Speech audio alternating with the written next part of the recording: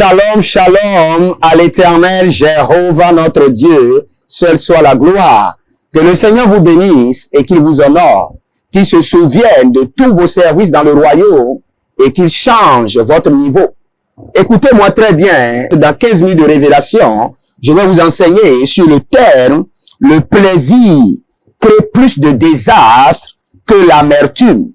Le plaisir crée plus de désastres que l'amertume. Je vous lis rapidement ce verset pour vous expliquer quelque chose. Ecclésiaste chapitre 7, le verset 2.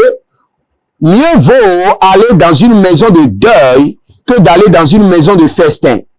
Car c'est à la fin de tout homme.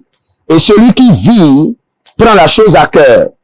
Et je vous lis encore ce verset. Proverbe chapitre 30, le verset 9.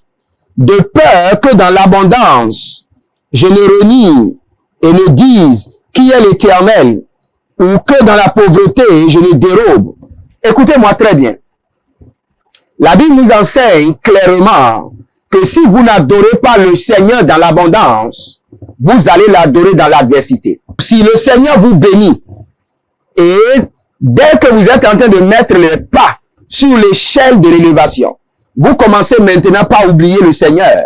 Le Seigneur se rassure que vous redescendiez au bas de l'échelle. Lorsque le Seigneur commence par vous élever, et vous commencez par oublier vos valeurs spirituelles, que sont la prière, que sont la sanctification, que sont la parole de Dieu, le Seigneur se rassure que vous descendiez.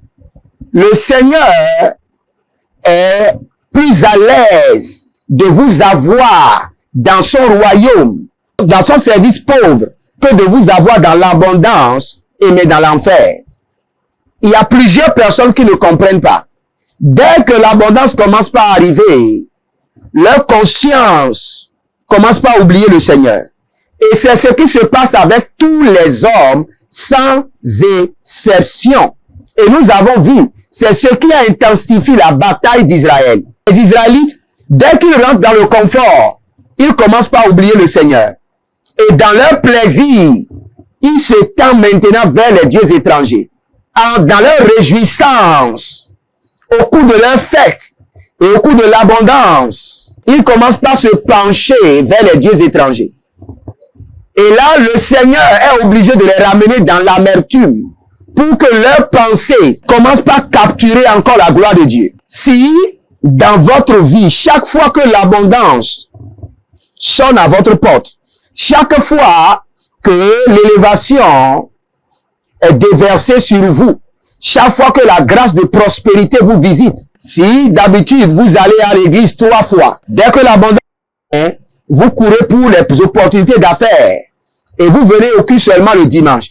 Et même le dimanche, vous venez de corps parce que vous êtes sur votre téléphone, vous êtes en train de répondre aux partenaires d'affaires. Vous allez commencer par descendre.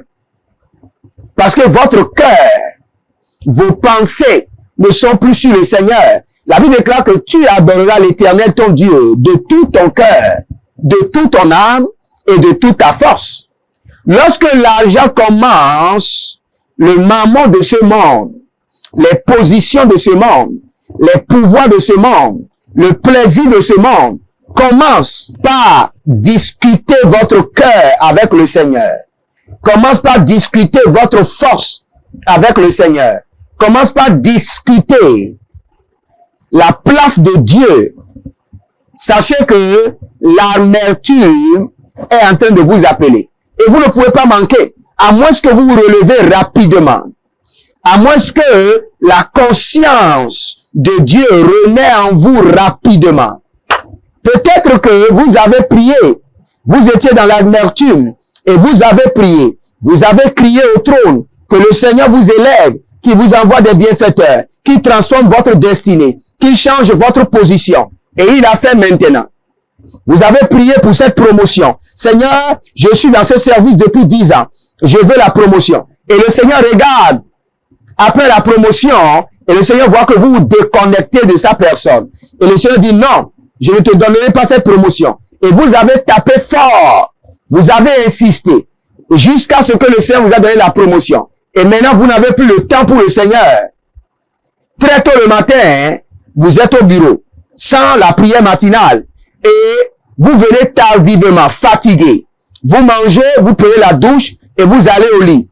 Vous n'avez plus de place pour votre Bible. Sachez que vous voulez redescendre. Sachez que vous êtes en train de mettre en place des pratiques, des principes de l'échec. Souvenez-vous des valeurs qui vous ont élevé. Maintenez-les, cultivez-les et grandissez, améliorez ces valeurs. Si auparavant, vous donnez de l'argent, je donne un exemple, vous donnez juste 1000 € à Dieu. Et maintenant, Dieu a changé votre niveau. Améliorez.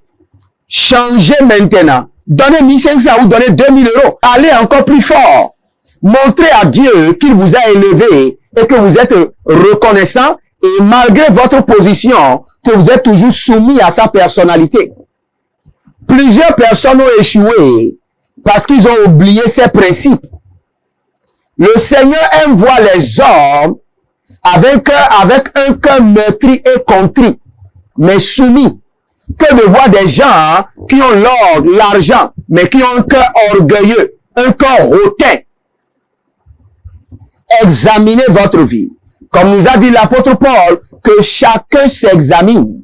Examinez votre vie et vérifiez votre vie spirituelle. Normalement, chaque année, avant d'établir les objectifs de l'année, le premier point devait être, cette année, je m'attacherai à l'Éternel davantage. Moi et ma famille, nous attacherons à l'Éternel davantage. C'est le premier objectif de l'année. Avant de citer promotion, santé, longévité, préservation, c'est la première des choses. Parce que tout dépend de cela. Regardez, rien ne sert à l'homme de gagner tout ce monde et de perdre son âme. Votre âme a de la valeur. Vous devez nourrir votre âme de la parole de Dieu, de la présence de Dieu, du système et des pratiques qui répondent à l'affermissement du royaume. Mais si vous ne voulez pas, vous allez commencer par descendre. Et vous êtes en train de descendre déjà. Vérifiez votre vie. Dès que votre attachement au Seigneur diminue, vos finances diminuent.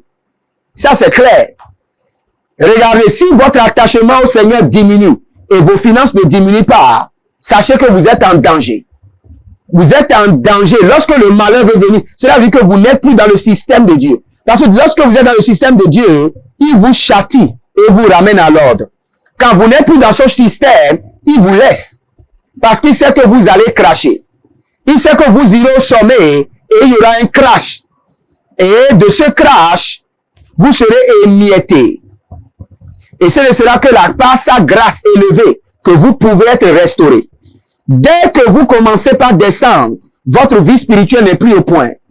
Votre vie de semence n'est plus au point. Maintenant, vous êtes rentré dans une société de haut niveau.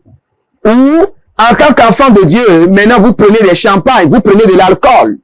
Vous êtes rentré maintenant dans une grande classe, où dans cette classe maintenant, vous pouvez fumer. Vous allez descendre, ça c'est sûr. Ce n'est pas une malédiction. Ce sont les principes qui sont établis.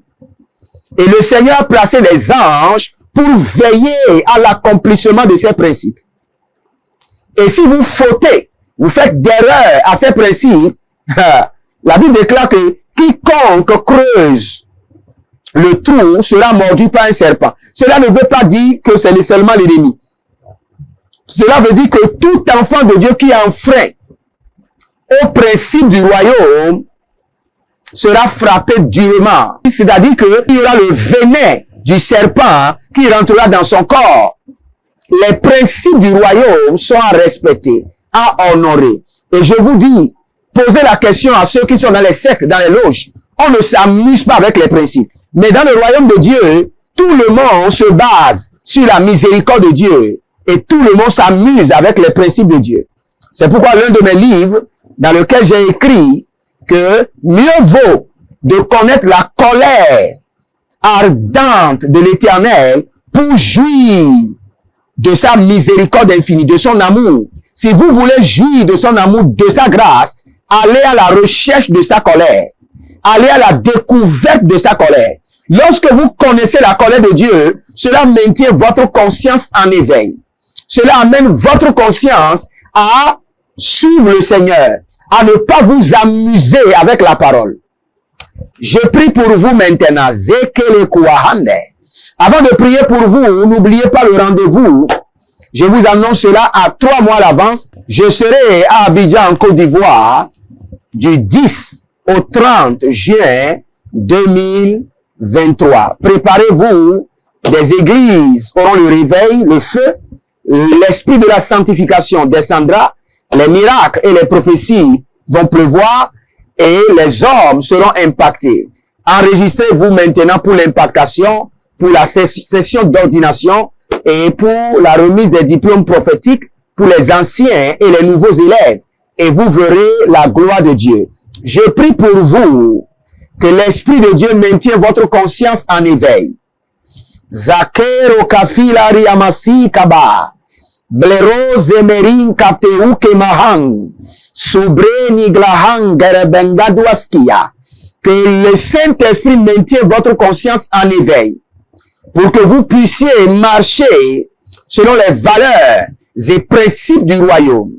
Et que même dans l'abondance, que l'alarme de votre conscience soit en éveil. Que le Seigneur ne vous amène pas sur le terrain de l'amertume afin de vous enseigner les valeurs du royaume. Qu'il vous maintienne dans l'abondance et qu'il vous aide à maintenir les valeurs et les principes du royaume afin d'exceller. Au nom de Jésus-Christ de Nazareth.